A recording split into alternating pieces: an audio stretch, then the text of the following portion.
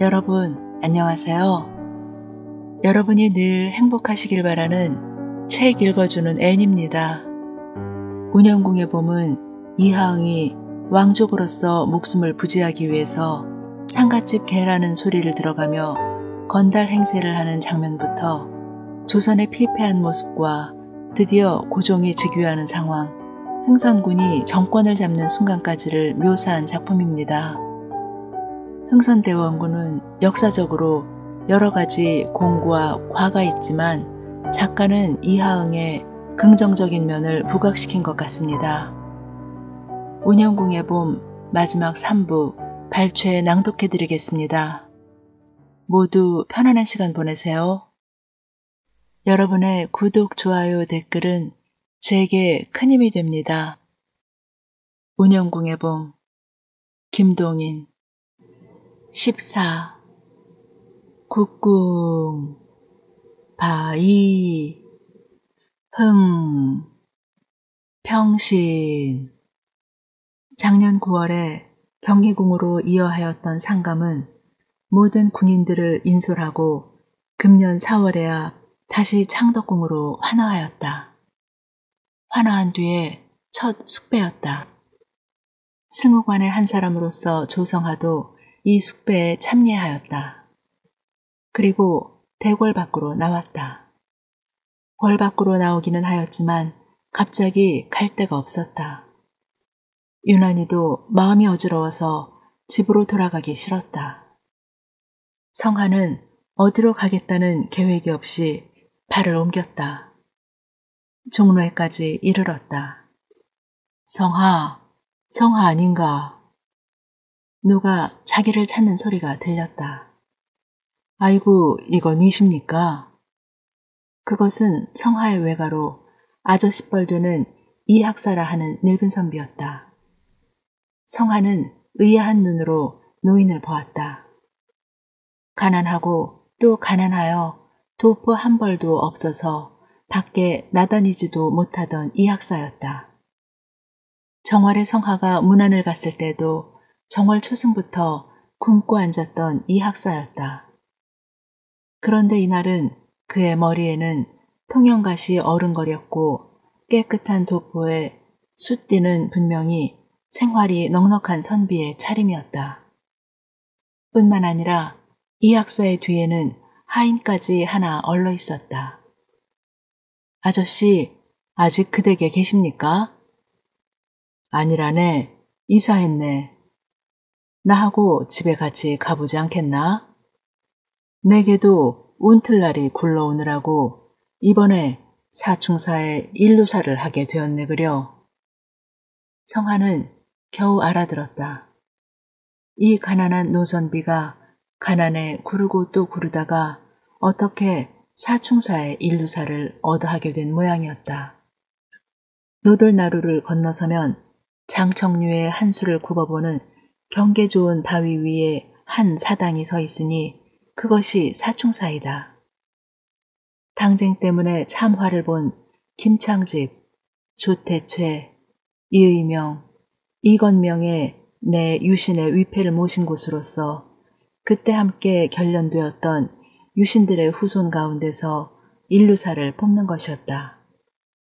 그러면 아저씨도 인젠 생활이 좀 펴셨겠습니다 그려? 생활? 피었지. 좌우간 우리 새 집에 가보세. 사충사에서 발행하는 서독. 일루사의 조가 찍힌 그 서독은 놀라운 권위를 가지고 있는 것이었다. 가령 용산 건너 노돌에 있는 사충사에서 동네 땅에 사는 아무를 잡아오라는 서독이 날 것 같으면 그것을 가진 하인은 동네 땅에 가서 그 지정한 인물을 잡아올 권한이 있다. 잡아오는데 무슨 명목이나 까닭이 없다. 그저 잡아올 따름이다. 그 잡아온 죄인을 일루사는 다시 이조나 한성 판윤에게 곱게 가두어두기를 촉탁한다. 일루사에게서 다시 놓아주라는 부탁이 오기까지는 까닭을 모르는 그 죄인을 곱게 가두어둘 뿐이다. 본신은 서원이라 하는 것은 옛날의 성현들을 존경하기 위하여 유인들이 모여서 옛날의 성현들의 끼친 학문을 토구하며 성현들의 영을 제사하기 위하여 시작된 것이었다. 그 예절을 장려하기 위하여 서원을 유지할 만한 전장을 기부받는 것을 허락하고 그 서원의 서독에 어떤 정도까지의 권한을 인정하여 주었던 것이었다. 그러던 것이 수백 년 내려오는 동안 분의는 잃고 마르이만 남아서 조선의 온갖 더럽고 추한 일은 모두 거기서 생겨나게까지 되었다. 이 서원의 횡포 때문에 당시의 백성들은 얼마나 괴로움을 받았나. 서원에 부속된 많고 많은 유의 유식의 선비들은 모두 그 근처의 백성들의 고혈을 자기네의 당연히 먹을 것으로 여기고 있는 것이었다. 당시의 서원은 서원이라기보다 오히려 악도청이었다. 충청도 청산에 있는 화양서원의 화양목패. 당시의 서원 가운데서도 가장 권위 있는 이런 몇 곳의 서독은 세력이 당당한 것으로서 옥새가 찍힌 왕령에 거의 치지 않을 만한 권세를 가졌던 것이다. 유사님, 아까 참 손님이 오셨다가 가셨습니다. 성하와 학사가 마주 앉을 때 하인은 생각난 듯이 말하였다. 저녁에 또다시 오겠습니다고요. 학사는 성하를 돌아보았다. 이놈을 잡아 가두어줘. 저놈을 가두어줘. 매일 청대로 오는 인물들이 부지기술세 그려. 다 돈량을 가지고 옵니까? 그럼 거저야 가두어 주나? 그런 것은 내 수입, 큰 장전은 사당재산, 그렇게 되는 것일세 그려. 옛날 어느 성현께서 돈 받고 남을 잡아 가두라고 하셨습니까?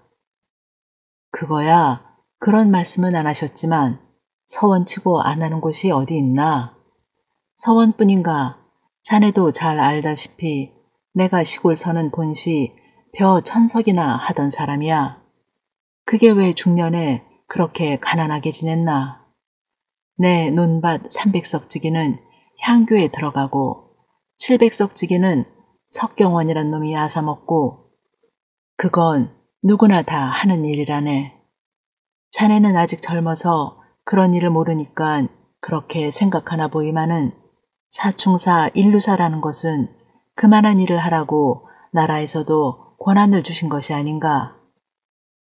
나라에서도 뇌물과 강탈, 서원에서도 뇌물과 강탈.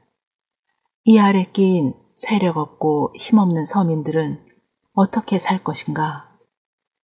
성하는 다변한 아저씨의 말을 들으면서 더욱 불쾌하였다.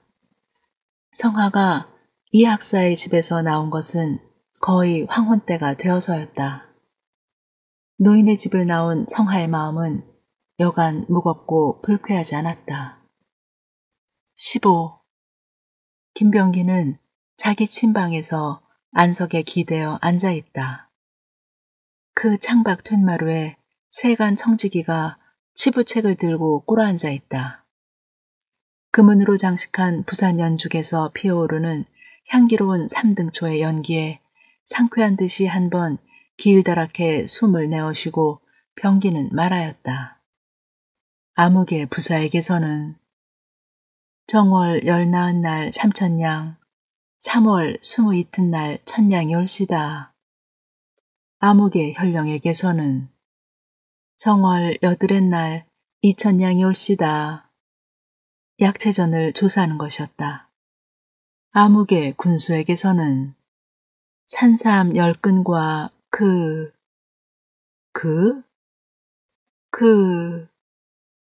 생각났다. 산삼 10근과 몸 심부름이라도 시키라는 명목으로 아리따운 처녀 한 명을 구해보낸 것이었다. 산삼 10근과 돈 30,000냥이지. 금년 정월부터 지금까지의 1000냥 미만을 가져온 사람들은 모두 따로이 적어두어라. 그리고 10,000냥 이상 가져온 사람도 또 따로 적고 산삼 10근과 계집을 바친 그 군수는 만냥 이상편이다. 물러가거라. 상전에게 절하고 물러가는 청지기를 힐끗 보면서 병기는 비로소 이편으로 향하여 돌아앉았다. 영감, 미안하외다. 거기는 병기의 주선으로 어떤 고을의 수령으로 나가게 된 한 중로가 부임하기 전에 마지막으로 병기에게 하직을 하러 와 있었다. 그 사람의 보는 앞에서 병기는 약체 전에 조사를 한 것이다. 영감, 무엇보다도 백성을 사랑할 줄 알아야 하오. 수령이 되어서 백성을 모르면 그 직책을 다할 수 없는 것이오. 지당한 말씀이올시다. 모천은 산읍이지만 산삼이며 돈피 많이 나는 곳, 그곳의 수령은 특별히 백성을 사랑할 줄 알아야 하오. 지당한 말씀이올시다. 어떤 수령들은 재상가에게 약체전이나 곡물이나를 많이 보내는 것으로 주장을 삼지만 백성의 어른 되는 자의 행해서는 안 되는 일이 외다. 혹은 곡물이 부족하면 인부를 도로 거두어서 다른 사람에게 넘기는 일도 있기는 하지만 그렇다고 곡물을 위주해서는 안 되오. 제1도, 제2도, 제3도 백성만을 위주로 해야 하오. 지당한 말씀이올시다.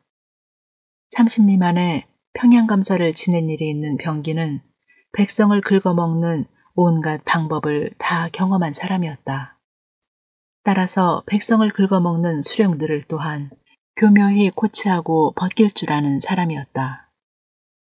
연전에 아무개가 모처 군수로 있을 때 만고 절색을 하나 구해보내 주었더니 참 모처는 색향이야.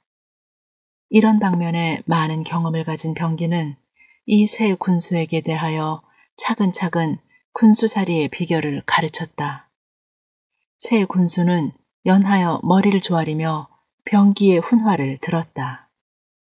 김천 최장의가 병기를 만나게 된 것은 저녁 때가 거의 되어서였다. 최장의는 나이는 거의 병기와 연갑이었다.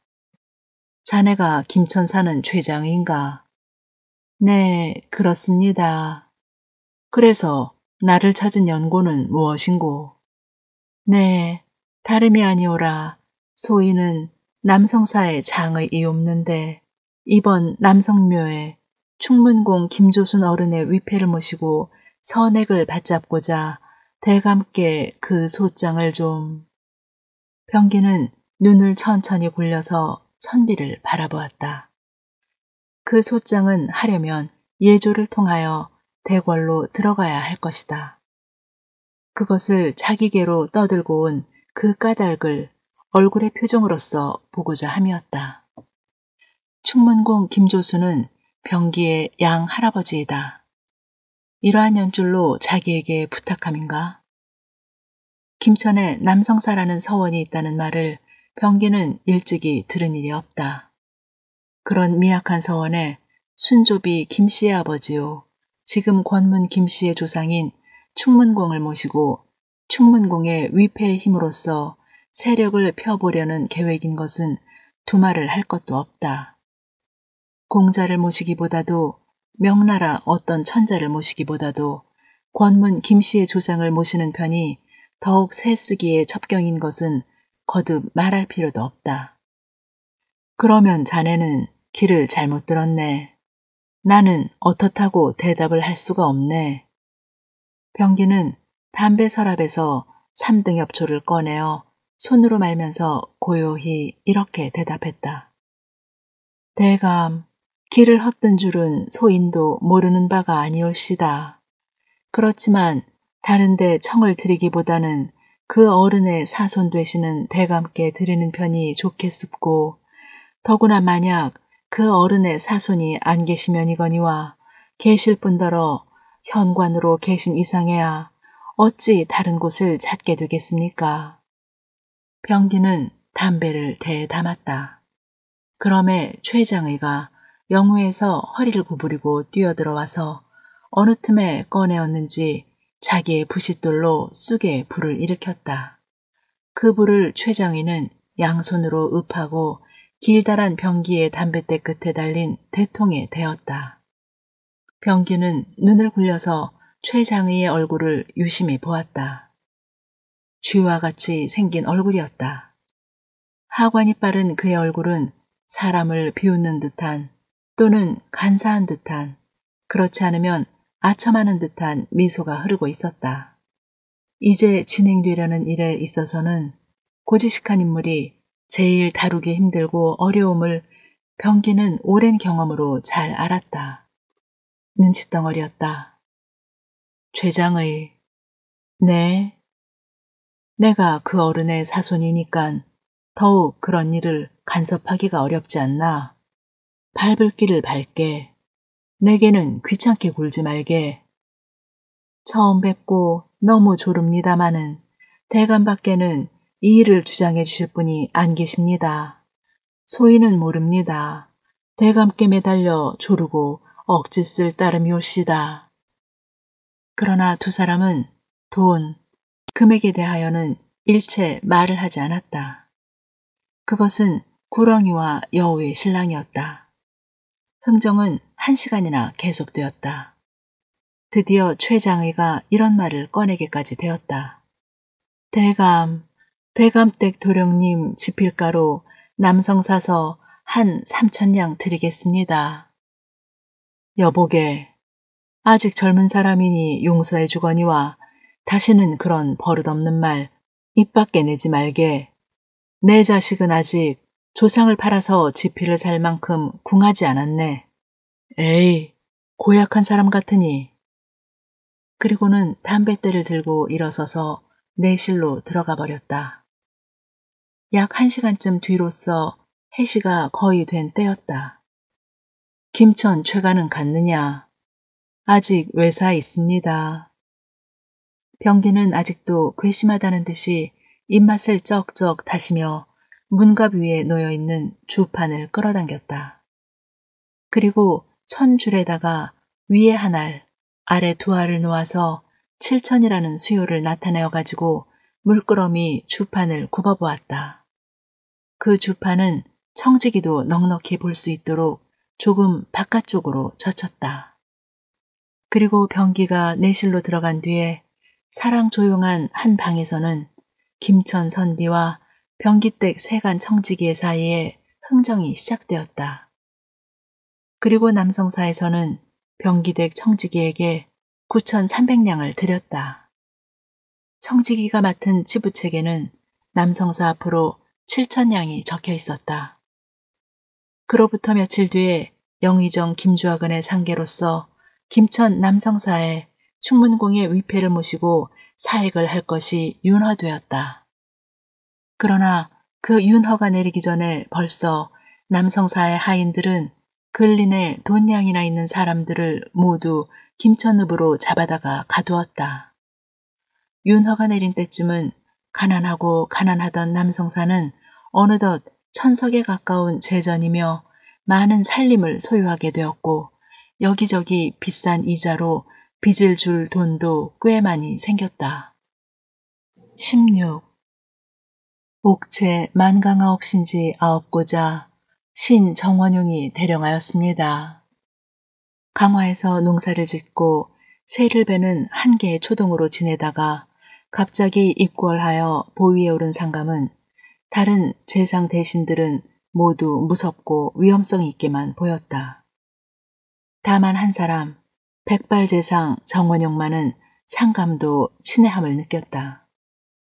명리의 욕망 때문에 섬기는 다른 재상들과 달라서 상감은 정원용에게만은 어버이로 섬기고 싶은 친애감조차 느끼는 것이었다. 근래 언관들이 민사를 진언하지 않으면 웬일이오니까.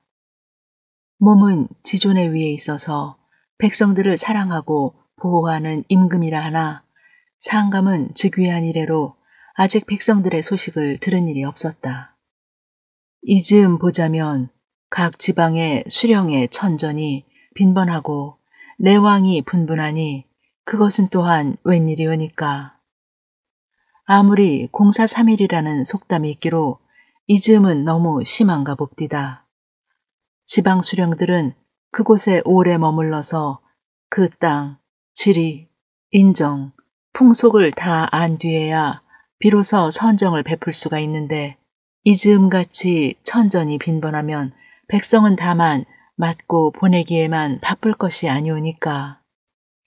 지금의 공사 3일간은 매관매직이 너무도 심하기 때문에 수령 자리를 2만 냥에 샀던 사람은 3만 냥 내는 사람에게 아끼고 김병학에게 수령 자리를 샀던 사람은 김병기에게 돈 내는 사람에게 아끼고 약체전을 적게 보내는 사람은 많이 내는 사람한테 아끼고 이리하여 지방관의 변동이 무상하였던 것이다. 듣건대 지방 수령들은 상세 전공 이외에 남증이 심해서 백성의 곤란이 자심하다니 그것은 또한 웬일이오니까. 환국의 폐해 또한 적지 않다는 말이 있으니 그것은 또한 웬일이오니까. 그럼에도 불구하고 대신들이 들고 들어오는 문제는 어떤 것인가? 어떤 지방에 화재 혹은 수재가 있으니 상감께서 기도를 드립사. 어디 낙뢰가 있으면 하늘의 노하심이니 상감께서 감선을 합시사. 다른 재상이 가지고 들어오는 문제는 모두 시시하고 너절한 수속에 지나지 못하는 문제이며 그것도 그 위에 자기네가 그 해결까지 죄 지어가지고 들어오는 것이지 문제가 정치에 미치는 일이 없었다. 하문하고 싶은 일도 많았고 알고 싶은 일도 많았고 고치고 싶은 제도며 법률도 많았지만 너무도 어질고 내기하기 때문에 모두 은밀히 생각한 뿐 그 의사를 발표하여 보지를 못하였다. 이리하여 어질고 내기한 상감을 두고 권문 거족들은 마음대로 자기네 길을 걸었다. 17. 일찍이 성하와 동반하여 대비께 들어가 배웠고 나온 이래 흥선의 몸가짐은 더욱 어지러워졌다. 천희연, 하정일, 장순규, 안필주, 소위 후일에 운현궁의 천하장안이라는 일컬음을 들은 이 네 사람의 관속은 흥선의 난행에 가장 좋은 짝패였다. 이 네 사람의 오입쟁이를 앞장 세우고 흥선은 투전판이라 기생집이라 술집이라를 마구 돌아다녔다. 당시에 마음 있는 사람들은 이 흥선의 너무도 과한 난행에 모두 눈살을 찌푸렸다. 어떤 날 이 용우는 어떤 집 제사에서 흥선을 만났다. 먹기에 급급하여 염치를 돌아볼 줄을 모르는 흥선은 여기서 한 잔, 저기서 한 조각 끊임없이 먹고 있었다. 대감, 며칠 굶으셨소? 대감, 속 좀 차리오. 대감댁 할아버님의 체면을 보아서라도 속 좀 차리오. 그렇게 시장하시거든 이따 우리 집으로 오시오. 그러고 대감댁에 모신 위패는 모두 묶어서 다른 데로 가져다 모시시오. 잠시 어리석은 미소로 바라보던 흥선은 겨우 입을 열었다. 다른 데 모시려도 누가 받아주는 사람이 있어야지. 영감 드리리까? 에이, 사람 같지 않은 것. 흥선이 가정에 들어오는 시간은 극히 짧았지만 그 짧은 시간 사이에는 아주 엄하고 규율 있는 가장이었다. 본시부터도 가정에서는 비교적 엄격한 가장이었지만 난행의 도수가 더하여 가면서 그 엄격함도 더하였다. 제황아. 네. 흥선이 불러서 작은 아들이 이렇게 대답하면 흥선은 그의 눈을 힐책하는 듯이 굴리는 것이었다. 그러면 소녀는 황급히 자기의 말을 정정하는 것이었다. 불러 계시오니까. 오냐, 두맨묘 오너라. 그러면 소녀는 의장에 가서 갓을 가져오는 것이었다. 윗벌 의대도 갈아입으십니까? 아니로다. 입는다는 말은 쓰지 않는다. 옷도 잡수신다고 해야 한다. 이 무례한 이하응이 무슨 필요로 제 작은 아들에게 대궐에서 밖에는 통용되는 곳이 없는 궁화를 가르치나. 수건이 아니라 숙이니로다. 바지는 봉지라야 한다. 저고리는 등의대라 한다. 머리는 마리, 눈은 안정, 코는 비궁, 손은 수장, 발은 족장, 어깨는 견부, 허리는 요부, 상투는 치, 이는 어치, 혀는 설상, 귀는 이부, 젖은 유도, 진지는 수라, 차는 타탕, 약은 탕제. 소녀는 까닭을 몰랐다.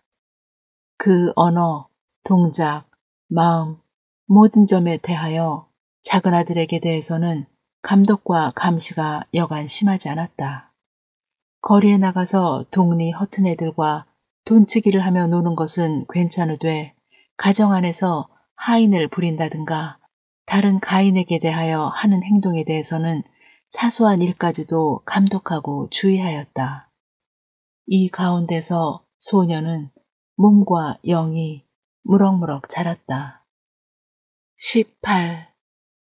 흥선의 이런 난행을 당시의 명문 거족들은 모두 흥미있게 보고 비웃고 있을 동안 흥선의 난행의 위에 경계의 눈을 붓고 있는 사람이 있었다. 훈련대장 영어 김병국이었다. 영어는 일찍 소년 시대부터 흥선을 알았다. 15살에 흥선부정, 22살에 흥선정, 24살에 흥선군, 27살에는 정일품 현록대부, 종친부 유사당상이며 5위 도총부 도총관 등을 역임할 동안의 흥선은 결코 오늘과 같은 술주정꾼의 흥선이 아니었다. 일처리에 밝고 염치에 밝고 사리에 박던 흥선이었다. 위와 은을 갖추어 상관으로서 부하 관리들에게 위포와 애정을 받고 있었던 것이었다. 그 흥선이 관직을 내버리고 은퇴한 뒤에는 어떻게 되었나. 왕가의 친척이기 때문에 정계에 진출할 수 없는 흥선의 집안은 재산이 없었다. 어느덧 흥선은 당년의 친구들을 찾아다니며 구걸까지 하게 되었다. 은퇴한 흥선이 차차 타락할 때 영어는 비로소 흥선의 타락의 원인을 알았다. 똑똑히 굴다가 화를 보느니 못나게 굴어서 목숨을 보전하려는 심경을 알았다. 자기의 모든 친척들이 흥선을 웃고 경멸하고 놀릴 동안도 영어는 결코 그러한 야비한 희롱에 참가하지 않았다. 어린 시절부터 같이 지낸 친구로 끝끝내 대접하였다. 이제는 가난하기 짝이 없는 흥선, 가난하나 또한 구걸할 곳도 없는 흥선의 곤경을 짐작하고 때때로 적지 않은 금전을 보내기도 하였다. 어느 날 흥선에게서 예에 의지하여 행차를 좀 빌려달라는 편지가 왔다. 여러 번째 보는 일이라 행차를 갖추어 흥선에게 보냈다.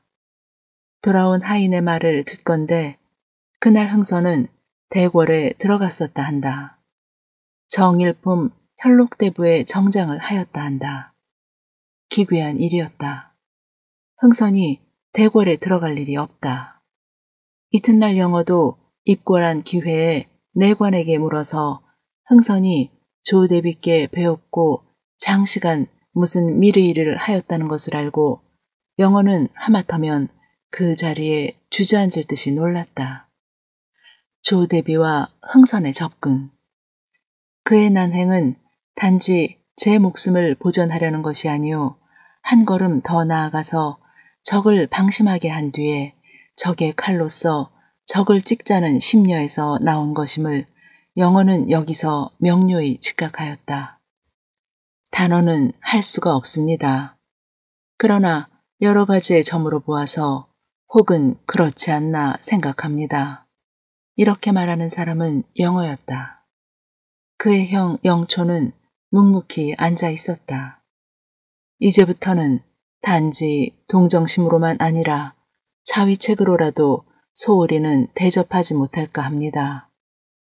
흥성군의 작은 도령이 무슨 생이지? 금년 10살인 줄 생각합니다. 제황이 여보게 무서운 세상이 나타나리. 만약 흥선군이 이전 오이도총관 시대의 그 지력이 그냥 있고 흥선군이 권력을 잡는 날이면 필연코 무서운 세상이 나타날 것일세. 이전 도총관 시대에 뜰에 먼지 하나, 추녀 끝에 거미줄 하나 그 양반의 눈에 벗어난 것이 없었네. 그러면 우리 일무는 김과 이가 할 게 있겠나. 전에 제조시대에도 본 박언이와 인재를 알아보는 눈은 무서울 낄세. 그 사람이 인재일 것 같으면 상놈, 양반 구별하지 않고 쓰고 무능할 것 같으면 아무리 좋은 배경을 가졌을지라도 내던지고 말고. 나는 도리어 흥선군이 권세를 잡는 날이 사실 한번 와보았으면 좋을 듯이 생각하네. 왜요? 지금 세상은 너무 타락됐어.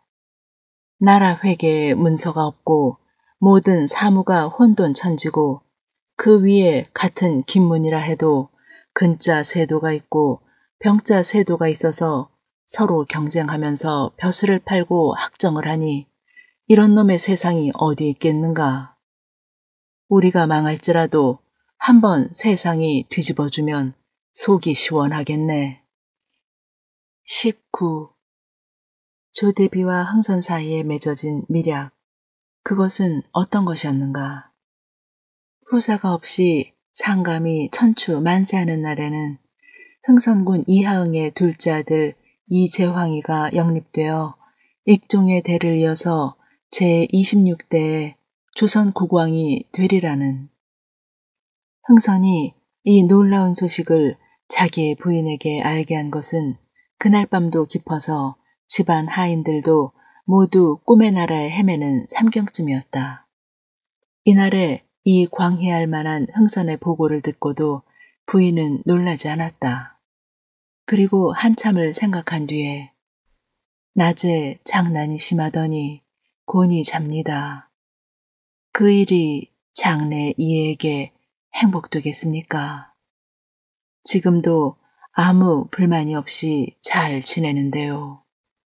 만약 장래 그 일이 행복이 못 된다 하면 왕위조차 부럽지 않다는 어머니의 마음이었다.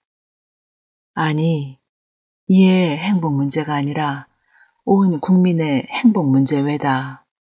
학정, 토색, 외척득세, 어지럽고 어지러운 세상에 마음대로 하세요. 대감의 의향에 계시기만 하면 어떤 일이든지 탓하지 않으리다.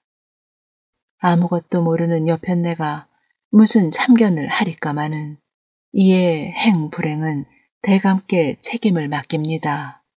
불행하는 날에는 저도 몇 마디 불평을 말하겠습니다. 그 뒤부터는 흥선은 자기의 난행의 방법을 고쳤다. 흥선은 차차 성낼 만한 일에는 성을 내었다. 시정에 영락되어 돌아다니는 몇 해, 이 공자는 고귀한 사람들이 알지 못하는 시민들의 불평 불만이며 그 성격이며 생활 상태며 심리들을 다 알았다.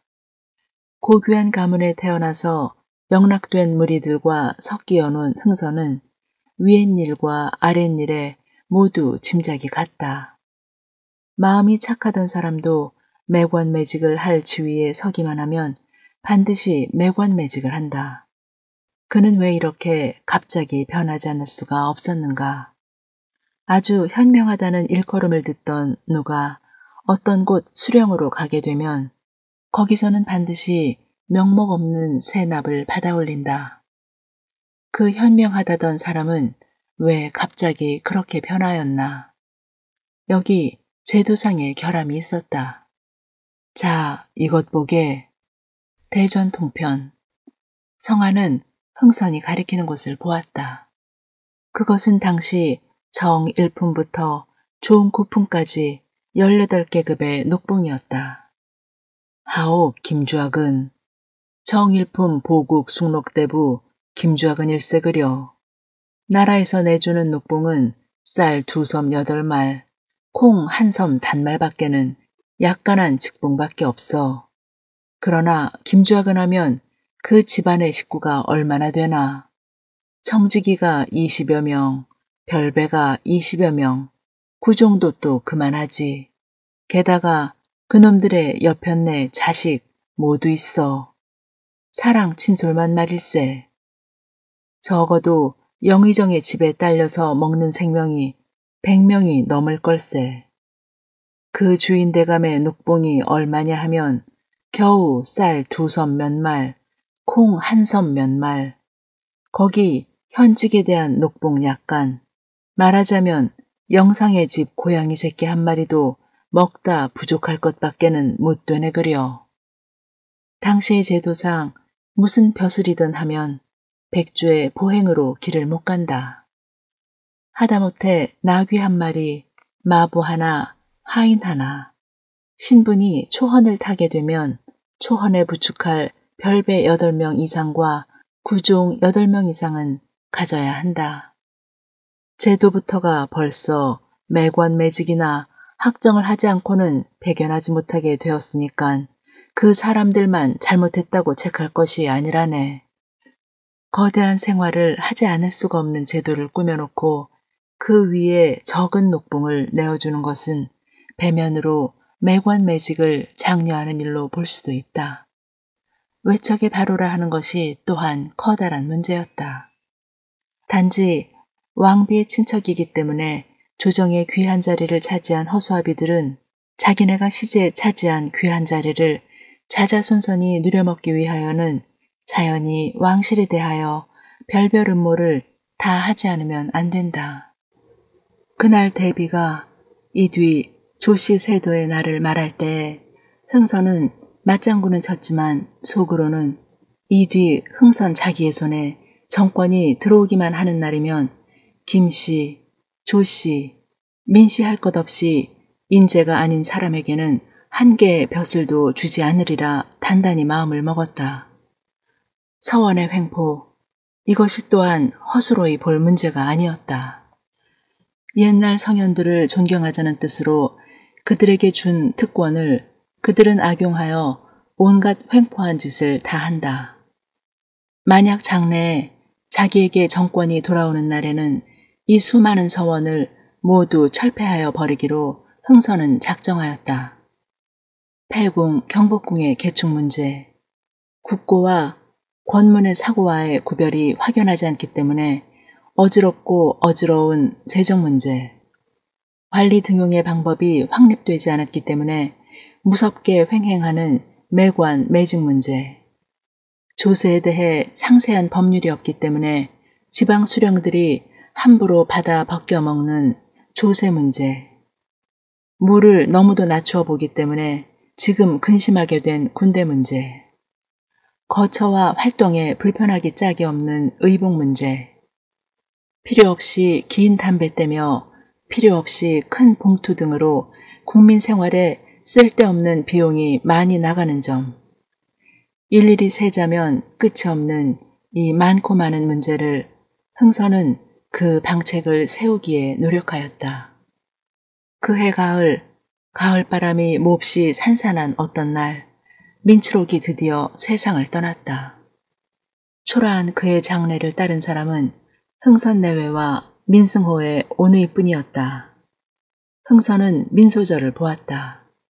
숭글숭글 얽기는 하였지만 영특하게 생긴 소녀였다. 소녀가 즐겨서 읽는 책은 좌시전이었다. 온갖 현부전이며 수신서를 피하고 소녀는 어렸을 적부터 권모술수를 연구하였다. 가을도 가고 겨울도 갔다. 임술년이 이르렀다. 임술년에 들어서면서부터 이 고요한 삼천리의 강산에 조금씩 풍파의 그림자가 보이기 시작하였다. 20. 신유년에서 임술년에 걸쳐서 정치의 타락은 극도에 달하였다. 태조 건국한 이래 근 500년간 이때만큼 정치적으로 타락해 본 적이 없었다. 평안도 어떤 촌에 돈냥이나 가지고 있는 과부가 하나 있었다. 그의 남편이 적지 않은 재산을 남기고 죽었으므로 그것으로 생활만은 부족 없이 지내는 사람이었다. 그 집에는 개를 한 마리 치고 있었다. 그 개는 몸집은 희고 발은 누러므로 황발이라고 불렀다. 그 동리에서는 그 집을 가리켜 황발이네 집이라고 하였다. 황발이네 집이 돈냥이나 있다는 소문이 그 고을 원님에게 들어갔다. 소관의 관내에 황발이라 하는 한 기특한 백성이 있어와 표창을만 하오니 황발이에게 선공감 가감력을 제수합시면 성은이 이 위에 없겠나이다 하고 나라에 상계하였다. 불러보니 황발이는 사람이 아니고 한 마리의 개였다. 그런 뒤에 한 가지의 방책을 안출하였다. 황발이의 집에 언젠가 도적이 든 일이 있는데 그때 황발이가 몹시 짖어서 도적은 목적을 달하지 못하고 달아났다. 이 황발이의 기특한 소문이 나라까지 올라가서 성은이 금수에까지 미쳤다는 기괴한 결론을 빚어낸 것이다.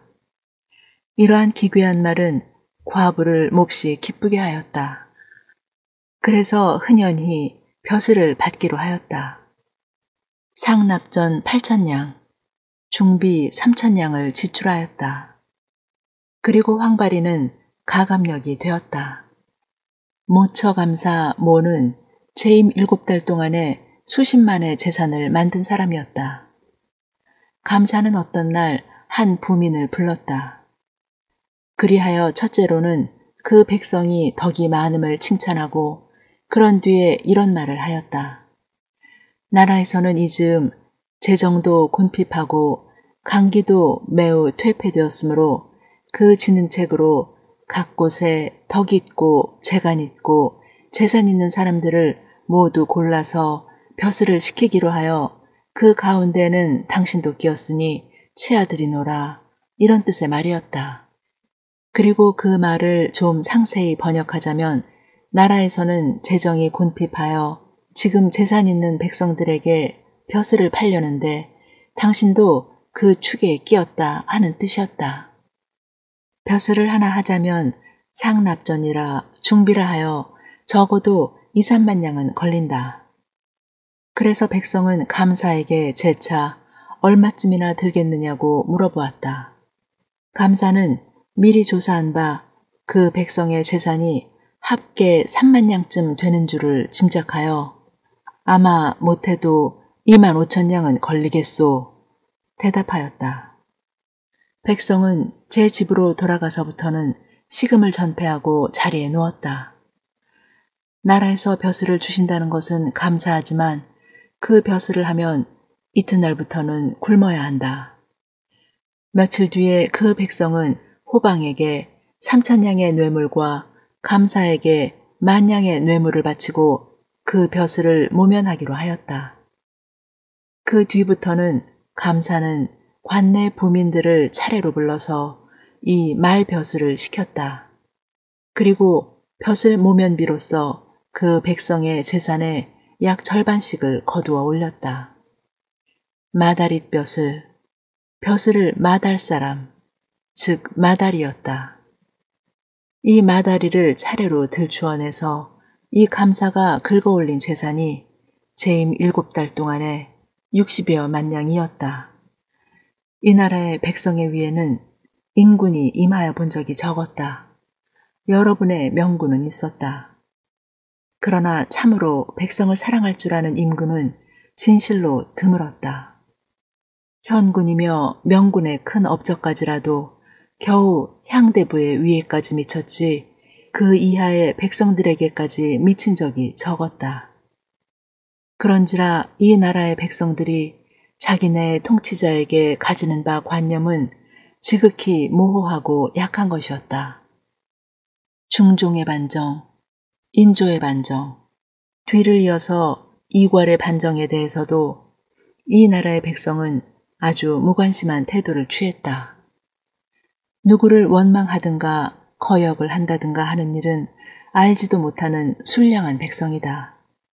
그러나 온순함에도 한도가 있는 것이다. 임술년 2월에는 진주에서 드디어 민요가 일어났다. 백성들은 모두 몽치와 대창을 가지고 읍으로 달려들어가서 진주 이방을 박살하고 병사 백낙신을 잡아내려고 돌아다녔다. 백낙신의 횡포가 너무도 심하여 이 울량한 백성으로도 참기가 힘들었던 것이다.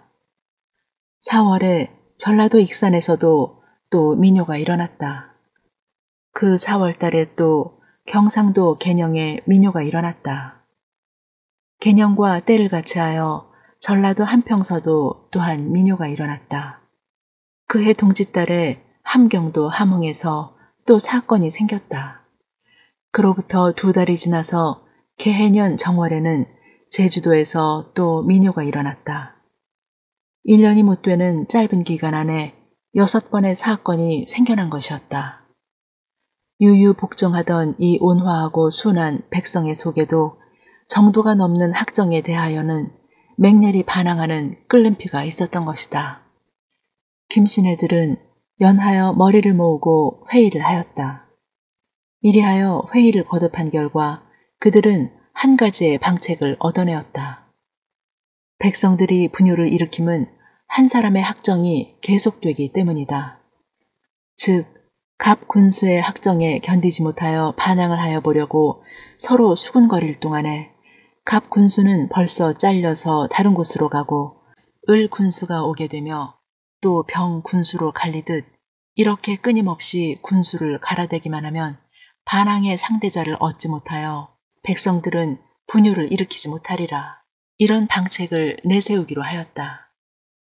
선정하는 사람을 보내서 어지러운 세태를 정돈시키려 하지 않고 어지러움은 어지러움대로 두고 백성들이 들고 일어설 기회만 없게 하도록 방책을 세운 것이었다.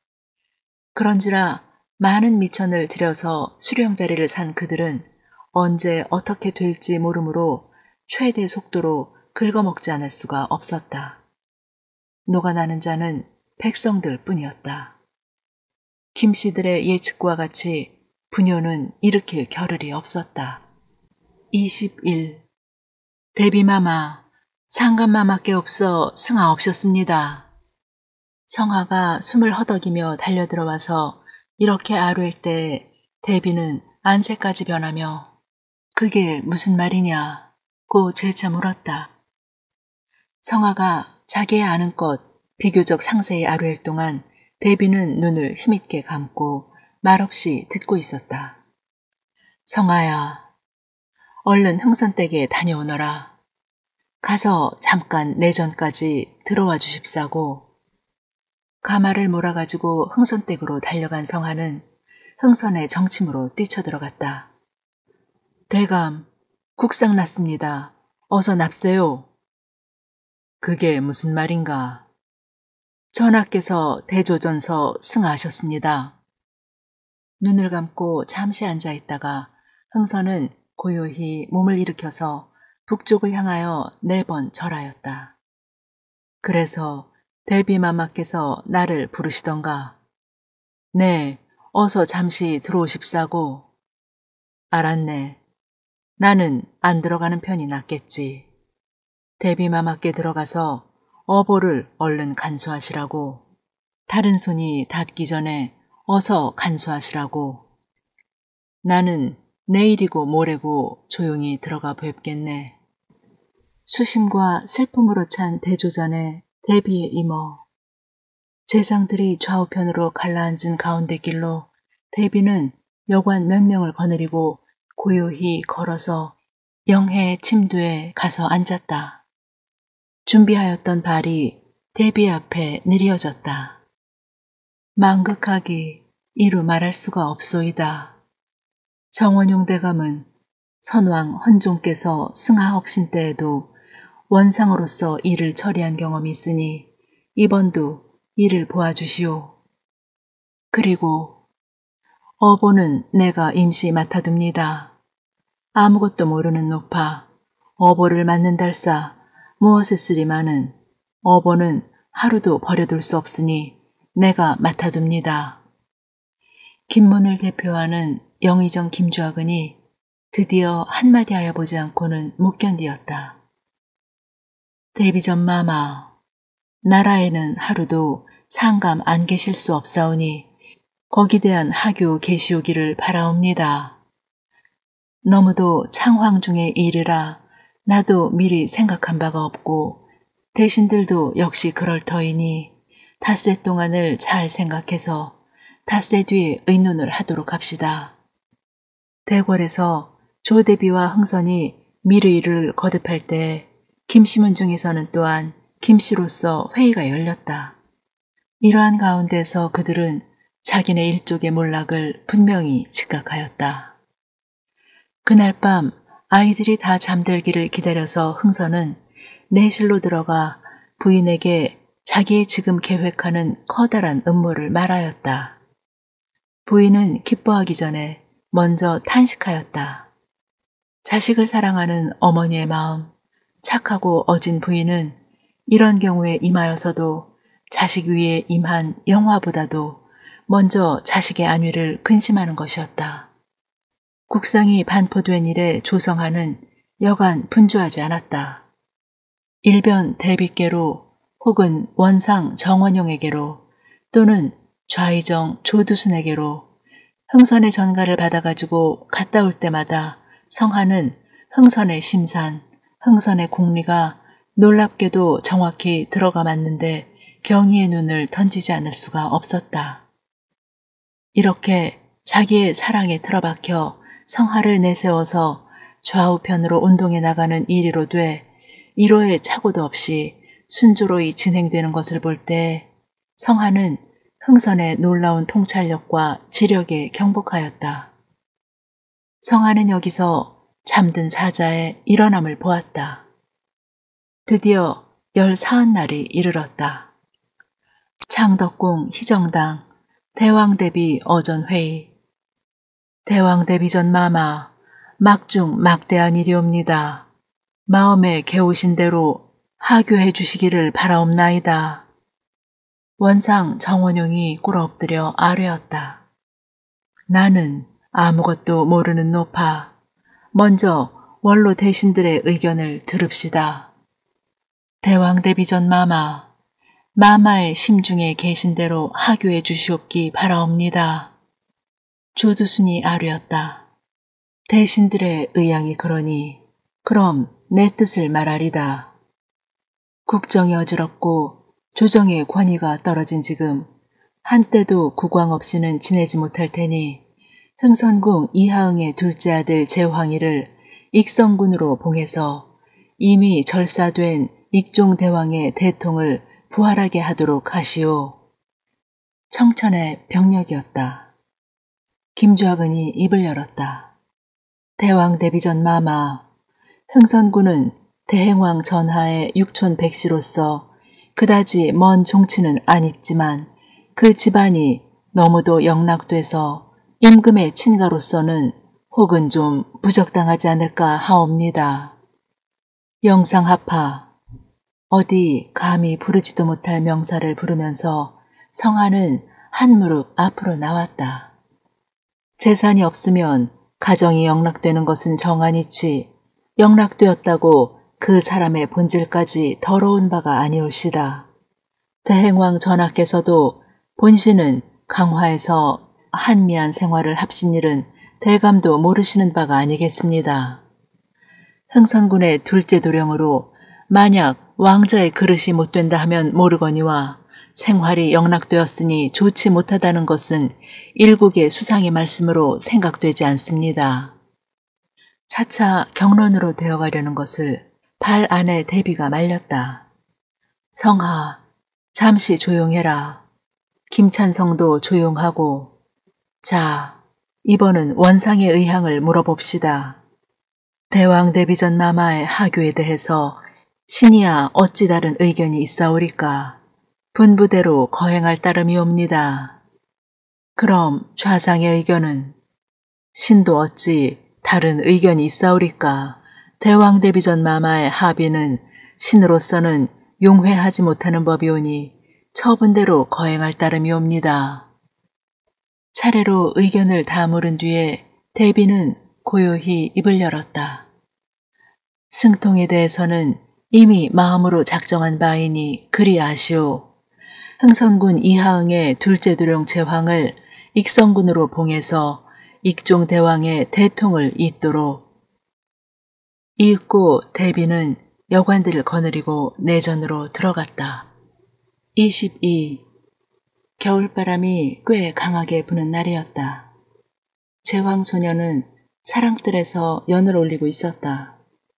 문득 밖에서 꽤 많은 인마의 수선거리는 소리가 났다.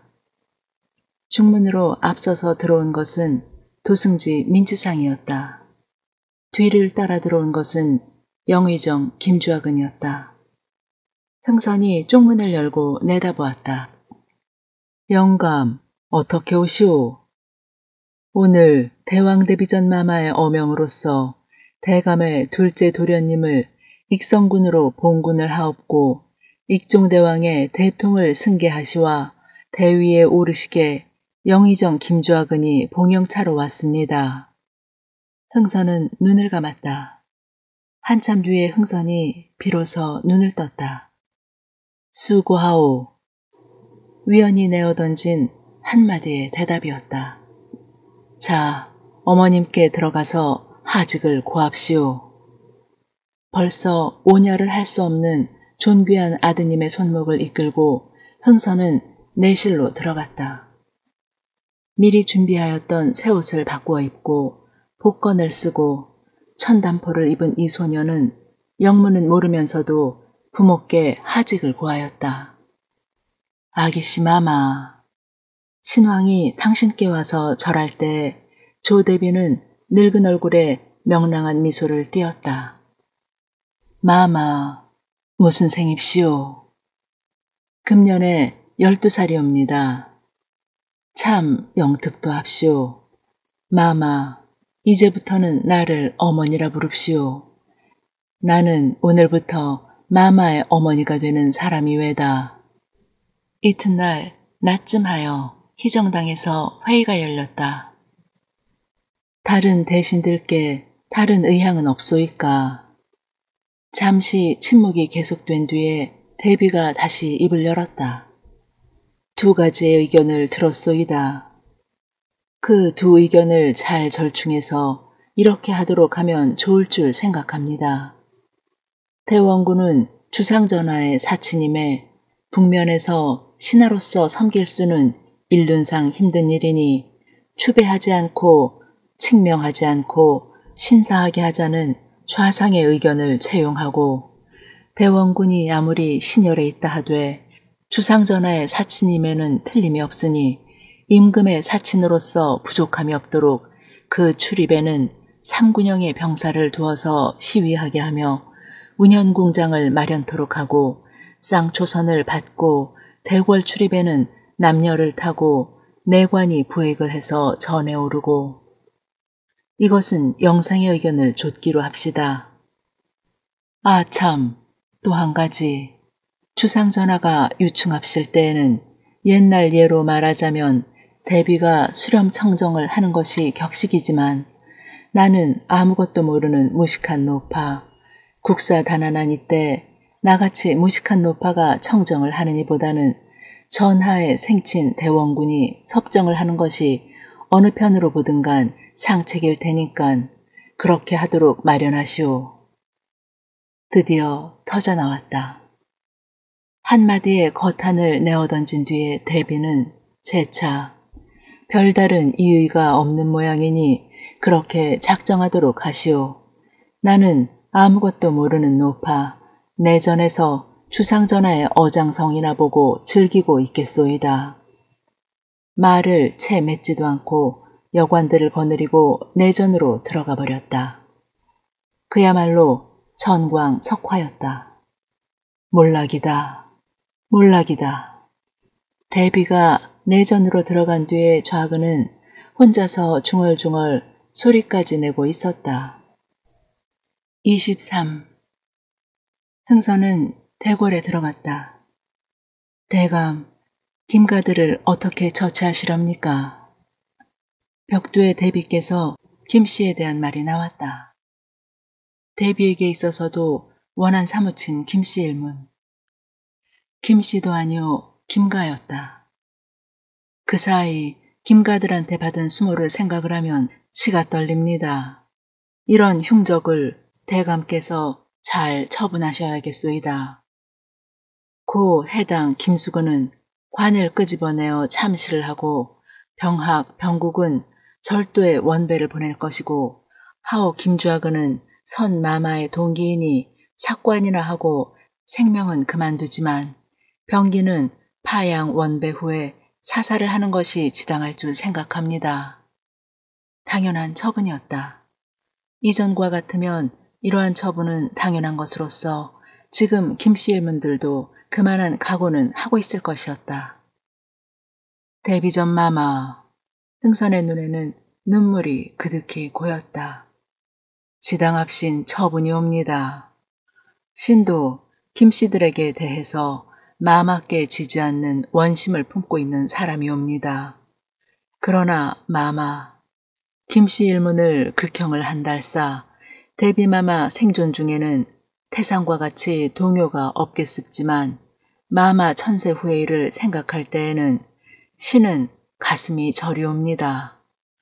지금 궁중부중을 막론하고 모두가 김씨들에게 신세진 자들, 1000명이고 10,000명이고 그 종자를 잔멸시키자면이거니와 그렇지 못하면 불행히 마마 천세하오신 후에는 누가 김씨의 남은 뿌리를 대적하리까.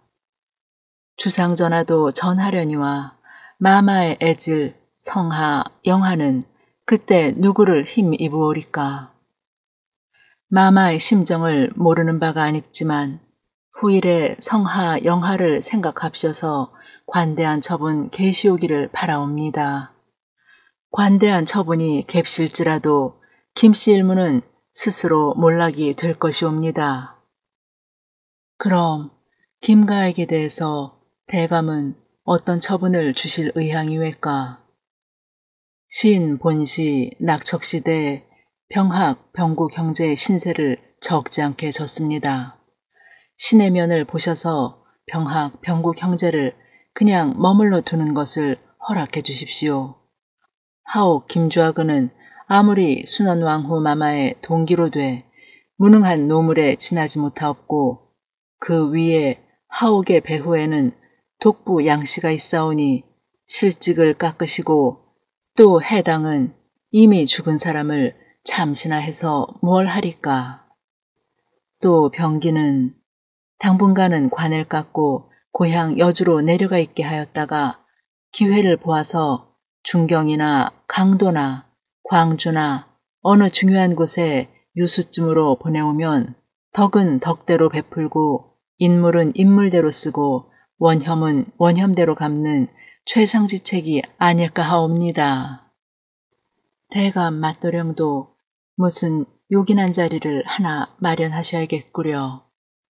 네, 승허관 한 자리나 마련되면 다행일까 하옵니다. 전하의 동기라고 자격에 없는 높은 지위를 맡기는 것은 정사를 흐리게 하는 일, 흥선이 섭정으로 있는 동안은 일호의 사사의 정으로서 사람을 좌우하는 일이 없도록 하려고 이것은 벌써 옛날부터 생각한 바옵니다. 대비의 조카 성하를 상당한 지위에 등용하겠다는 것을 약속하여 흥선은 대비의 마음을 얼마만큼 흡족하게 하였다. 김주학은 병학, 병기, 병필 등 김족의 거대한 재산은 모두 학정에서 얻은 것이니 속죄하는 뜻으로 매 명에 몇십만 냥씩 거두어 상납하게 할 터이니 용동궁에 붙여서 대비의 사용에 쓰라고 하여 대비의 마음을 물질적으로 흡족하게 하였다. 불안해 개해년 섣달이었다. 김문뿐 아니라 정부의 백관은 모두 전전긍긍하였다. 전례로 따져보자면 한 개의 세력이 꺾이고 다른 세력이 들어설 때에는 한 번 뒤집어 놓은 듯이 모두 변하였는지라 지금 한 사람의 이동이 없는 것이 더욱 무시무시하였다. 흥선은 남인, 북인뿐 아니라 정부의 요직에는 절대로 오를 자격이 없던 중인, 관속들도 많이 등용하기로 내정하였다. 인재면 상놈이라도 높이 쓸 것이고 무능하면 임금의 형일지라도 승허관 이상은 주지 않는 것이 내 주장이외다. 천희연, 하정일, 장순규, 안필주, 소위 천하장 안의 네 사람은 벌써 일찍이 흥선의 영을 받고 시골로 제각기 헤어져 내려갔다. 각 방백 수령들의 행장을 비밀리 조사하기 위해서였다. 이리하여 장래의 일격을 준비함에 추호도 미비함이 없도록 만반 계획을 진행시키고 있었다. 24. 저 애가 누구더라? 아, 민생원댁 처자로구나. 그렇지? 네. 처녀는 민치록의 딸 얼근 소녀였다. 너 몇 살이더라? 새해 14살에 잡힙니다. 글도 배우느냐? 네, 오빠한테 소학도 다 떼고 이즘 좌시전을 조금씩 읽고 있습니다. 참, 계집으로 태어난 것이 아깝군. 자주 오빠와 함께 집에 놀러 오너라. 조선에 아직껏 큰 폐단의 하나는 왕비의 친척의 방자였다.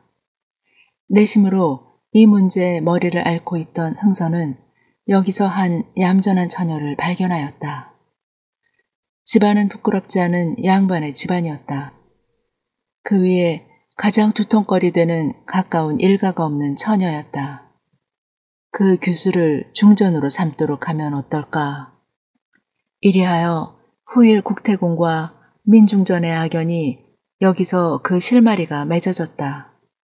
가까운 일가가 없다고 안심하고 모셔드렸던 이 소녀는 후일 시아버님 국태공의 세력을 꺾기 위하여 동성동번이면 모두 일가라 하고 끌어들였다.